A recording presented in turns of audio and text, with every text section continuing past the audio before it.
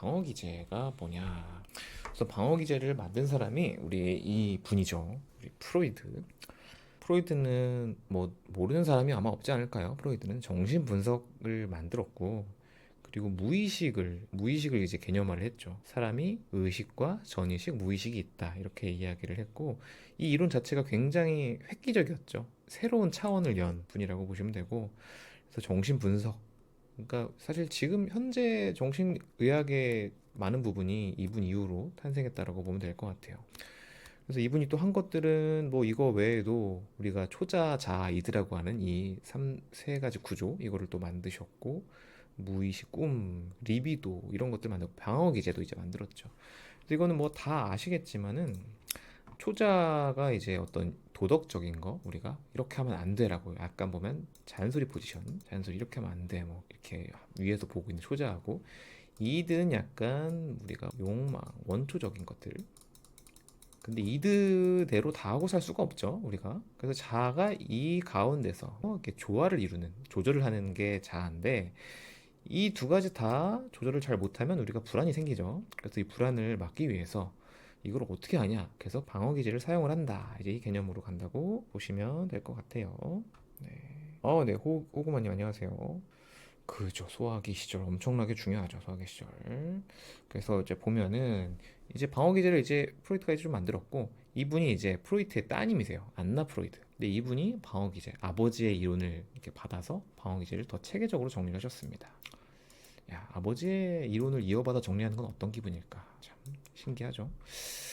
그래서 우선은 오늘 10가지 정도만 볼 거예요. 10가지 정도만 보고, 우리 그때 해리도 말씀해 주셔서 해리 맞죠? 해리까지 좀 볼게요. 자, 그리고 혹시 뭐 중간에 뭐 질문 있으시거나 하면은 뭐 언제든지 말씀을 좀 해주세요. 자, 이제 억압을 보면, 억압은 우리가 이제 무의식에서 이루어지는 겁니다. 일단 방어기제 자체가 일단 대체로 무의식에서 이루어진다라고 보시면 될 것 같아요. 그래서 받아들이기 어려운 기억이나 감정, 욕망 등을 무의식으로 밀어넣는 거. 그러니까 이걸 누르는 거예요. 누르는 거. 못 올라오게 무의식으로 너 올라오지 마, 눌러버리는 건데, 이 누르는 것도 오히려 의식을 못하죠. 방어기제 중 가장 기본적인 형태로 다른 방어기제의 기초가 된다. 그래서 억압은 예를 들어서 뭐 어떤 힘든 감정이 있는데 이게 안 올라와요. 이거 사실 되게 많아요. 그러니까 치료할 때도 예를 들어서 막 엄청난 뭐 트라우마나 과거 기억이 있는데, 그 말을 이렇게 하면서도 그와 연관된 감정은 무의식 안에 이제 갇혀 있는 거예요. 여기 위에 있는 기억은 다 얘기를 하는데, 이 감정은 갇혀 있어도 못 올라오는 거. 이거는 우리가 억압을 하고 있는 거죠. 왜냐면 이게 올라오면 너무 힘드니까, 받아들이기 어려우니까. 이렇게 누르는 걸 우리가 억압이라고 합니다. 그래서 이렇게 이게 억압이라고 보시면 될 것 같고, 부정은 우리가 현실을 받아들이기 어려울 때 무의식적으로 부정하는 것을 말합니다. 그래서 힘든 감정을 인정하지 않는다. 이거의 제일 대표적인 게 뭐 예를 들어서 암 진단을 받았는데, 그럴 리 없어, 이건 오진일 거야, 이렇게 말하는 게 이제 부정이죠. 뭐 같은 게 충격적인 사건이 발생했을 때 그럴 리가 없어 라고 하는 게 부정입니다. 그래서 어떤 뭐 충격적인 사건이 발생할 때 우리가 사람이 이거 받아들이는 단계를 부분, 마우스로 글씨 쓰기 너무 어렵다. 부분 타우스, 그죠? 이렇게 봐요. 그래서 처음엔 부정을 하고, 그 다음에 화가 나요. 왜 나한테 이런 일이? 암을 처음에 부정하다가 나중에는 왜 나한테 이런 일이 생겨? 분노하고. 근데 이거를 이제 어떻게 해보려고, 예를 들어 뭐 치료법을 찾거나 어떻게든 뭐 해보려고 하는데, 타협을 해보려고 하는데 안 돼요. 그 다음에 이제 결국 우울해지죠. 그 다음에 수용을 하는 이런 단계를 가게 되는데, 이게 이제 여기서 제일 첫 번째 단계가 이제 부정이죠. 일단 이거 아니야 라고 하는 거, 이게 이제 부정이라고 보면 될 것 같아요. 마우스로 재밌어요. 재밌으면 다행이네요. 네, 알겠습니다. 이게 부정이고, 자, 퇴행도 이거는 어린아이에서 많이 보이죠. 스트레스가 심할 때 어린 시절 행동으로 돌아가는 거, 과거의 안전한 시기로 돌아가려는 무의식적 시도인데, 이게 제일 대표적인 게 이제 애들이죠. 특히 첫째로 계속 커오다가 동생이 생겼을 때, 그때 거의 대부분의 애들이 애기처럼 행동을 하죠. 스트레스 심할 때. 그런 것들도 있고, 뭐 우리 성인이 뭐 집에 와서 약간 인형 안고 자는 거, 이런 것들도 일종의 퇴행이라고 볼 수 있죠. 근데 우선 처음에 그 말씀 안 드렸는데, 방어 기제가 이게 사실 필요해요. 우리가 어떤 우리 자아가 잘 살아가려면 적당한 방어 기제는 필요합니다. 근데 이제 어떤 방어 기제를 쓰느냐, 아니면 이 방어를 뭐 너무 심하게 하느냐, 이런 거에 따라서 이제 병이 될 수도 있는 건데, 방어 기제 자체는 우리가 누구나 있어야 되고 해야 됩니다. 자, 반동 형성은 무의식적으로 받아들이기 어려운 감정이나 욕구를 반대로 표현하는 걸 말해요. 자기 방어를 위해서 극단적으로 반대되는 행동을 보입니다. 그러니까 예를 들면 어떤 사람이 동성애 욕구가 만약에 있다고 해봅시다.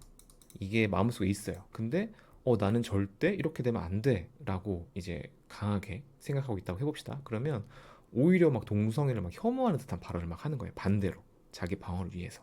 그렇죠. 이럴 수도 있고, 예를 들면 뭐 싫어하는 사람한테 오히려 더 친절하게 대하거나 이렇게 반대로 이렇게 표현하는 것들이 반동 형성입니다.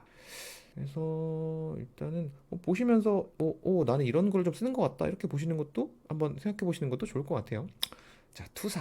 투사가 이게 진짜 정말 정말 흔하죠. 정말 흔하고 모든 병의 기본이 된다고 볼 수 있는데, 투사는 프로젝션, 자신의 감정이나 열정을 타인에게 전가하는 것을 말해요. 그러니까 내가 그런 건데 네가 그런 거야 라고 말하는 거죠. 스스로 인정하기 어려운 감정을 상대방이 가지고 있다고 믿습니다. 그래서 요거는 예를 들어서 내가 뭐 외도를 하고 싶어요. 내가 막 딴 사람 만나고 싶어. 근데 이 감정을 상대방이 그렇다고 생각하는 거예요. 너 바람 피려고 하지? 이런 식으로 되는 거예요. 내가 바람 피고 싶은데 사실은 이걸 투사라고 하고, 이건 개인적으로 전 투사를 이게 진짜 투사구나라고 깨달은 게 학생 때 제가 연애를 엄청 못했거든요.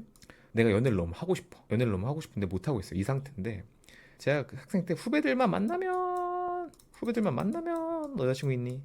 너 연애해라. 너 연애 안 하고 뭐하니? 맨날 그러고 다녔어요. 맨날. 근데 이게 나중에 보니까 투사였어요. 투사. 그죠? 연애하고 싶은 건 사실 난데 후배들한테 뭐라고 하는 거죠. 너 연애하라고. 그러니까 이것도 일종의 투사죠. 내 감정을 상대방한테 투사하는 거. 이게 진짜 흔합니다. 요거는 정말 흔해요. 주변에도 보시면 정말 많을 거예요. 그래서 이게 투사고, 전치는 감정을 원래 대상이 아닌 다른 대상에게 푸는 거. 그래서 스트레스의 근본 원인을 해결하지 못하고 약한 대상에게 분노를 표출하는 거죠. 그러니까 요거는 뭐 그 속담이죠. 종로에서 뺨 맞고 한강 가서 눈을 긴다. 이게 대표적인 전치고, 이것도 이제 부모들이도 그럴 수 있어요. 사회에서 밖에서 이제 당하고 와서 애한테 푼다. 이것도 전치죠. 어떻게 보면 만만한 애한테 푸는 거. 이런 게 이제 전치고, 이거 좋다고 볼 수는 없겠죠. 합리화는 불편한 감정이나 실패를 정당화하기 위해서 논리를 갖다 붙이는 것을 합리화라고 합니다. 그래서 자신을 속이면서 마음의 평을 유지하는 방식. 근데 이게 사실은 이것도 좀 필요해요. 적당한 건. 그래서 우리가 여우의 심포도 있잖아요. 그래서 여우가 포도가 너무 높이 있어가지고 포도가 너무 높이 있어. 여우 여우 못 그리겠다. 여우가 포도를 못 먹으니까 저 포도는 분명히 실 거야라고 합리화를 하는 거죠. 그리고 예를 들어서 우리가 뭐 이성 친구를 사귀기 위해서 고백을 했는데 실패를 했다. 그래, 걔는 원래 내 스타일 아니었어. 이런 식으로 합리화를 하는 거죠. 근데 이게 또 필요해요. 어느 정도 나의 자존감을 유지하고 내 자아를 좀 지키려면 어느 정도 필요합니다. 그래서 일단 이런 걸 합리화라고 하고, 동의시는 다른 사람의 행동이나 가치관을 따라하는 거. 자신이 불안하거나 부족하다고 느낄 때 강한 대상과 나를 같다고 생각하는 거예요. 동의시. 그러니까 요거는 제일 우리가 교과서적인 케이스는, 애들이 보통 병원 가면 무서워하잖아요. 병원 가면 주사 맞는 거 무서워하는데, 근데 병원 갔다 와서 애들이 인형에다가 주사를 놓죠. 이런 식으로 주사를 놓으면서 내가 의사야, 내가 주사를 놓는 사람이야 라고 하면서 이 감정을 극복하는 걸 이제 동일시라고 합니다. 투사 진짜 많아요. 맞아요. 투사는 아마 하루에 한 번씩은 볼걸요? 아마 투사 진짜 많이 해요. 그거만이 어른도 마찬가지다. 어른도 동일시 하죠. 많이 쓰죠. 동일시도. 그래서 일단은 이렇게 보시면 될 것 같고, 보상은 내 약점을 다른 강점으로 보완하는 걸 말해요. 그래서 내가 부족하다고 느끼는 부분을 다른 영역에서 성공함으로써, 그러니까 예를 들어서 내가 키가 작다. 그러면 이게 분명히 마이너스잖아요. 그러니까 이거를 채우기 위해서 뭐 운동을 열심히 해서 근육을 키우거나 뭐 공부를 뭐 열심히 하거나 이런 식으로 보상을 하려고 하는 거죠. 이거 어떻게 보면 이제 좋은 거죠. 그래서 보면은 뭐 성공한 사람들 중에 뭐 키 작은 사람들 있잖아요. 그런 분들도 아마 이런 것들이 좀 있지 않았을까 싶어요. 그래서 이거는 좋은 거라고 봐야 될 것 같고, 또 좋은 거 승화. 이거는 정말 너무 좋은 거죠. 이게 참 어렵긴 하지만, 내가 용납되지 않는 욕구나 감정을 긍정적인 방향으로 바꾸는 거예요. 가장 성숙한 방어 기제 중 하나로 평가된다. 그러니까 예를 들어서 뭐 내가 뭐 성욕이 많다. 이거를 뭐 예술혼으로 승화해서 뭐 그림으로 그린다. 이런 거죠. 우리가 승화. 내 분노를 뭐 운동으로 승화를 시켜서 뭐 이런 것들, 그런 것들도 다 이제 승화가 되겠죠. 우리 뭐 딸내미님이 뭐 이렇게 분노를 승화를 시킨다, 그런 게 이제 될 수 있겠죠. 네. 그래서 이게 승화가 굉장히 좋은 방어 기제인데, 참 이게 말처럼 쉽지는 않다. 말처럼 쉽지는 않죠. 우리가 항상 이런 방어 기제를 쓸 수는 없죠, 사실.